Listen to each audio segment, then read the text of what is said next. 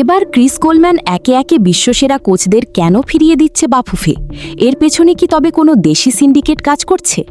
ইন্টারভিউয়ের নামে কোচদের সাথে বাফুফে ভয়াবহ তামাশার খবর এখন জগৎ দেখা। দ্য কান্ট্রি রোপ্তা দিয়ে বিকের যখন ডাবল স্যালারিতে ব্রাজিলে ফিরলেন, তখন সবার চোখ ছিল ক্রিস কোলম্যানের দিকে। কিন্তু কোলম্যানের সাথেও একই খেলা খেলছে বাফুফে। কোলম্যান খেলছেন তার দীর্ঘদিনের সঙ্গী এবং সহকারী কোচ কীর্তিমন সহ নিজস্ব ব্যাকরুম স্টার্ট। যে কোনো হাই প্রোফাইল কোচের জন্য এটা খুবই স্বাভাবিক। কিন্তু হুট করে বাফুফের অজুহাত সহকারীদের বেতন দেওয়ার সামর্থ্য তাদের নেই। প্রশ্ন হলো, শুরুতে যখন আলোচনা হয়েছিল তখন কি তারা জানতো না বলবেন একানন পুরো টিম নিয়ে আসতে চাইছেন, নাকি কোনো আলোচনাই হয়নি?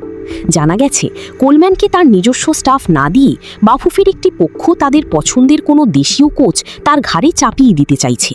কোনো হাই প্রোফাইল কোচ কি অন্য ঠিক করে দেওয়া লোক নিয়ে আদৌ কাজ করতে চাইবেন? এখানেই শুরু হয়েছে ইগোর লড়াই, যার ফলশ্রুতিতে কোলম্যানের মতো কোচ এখন বাংলাদেশের জায়গা থেকে ছিটকে যাওয়ার পথে।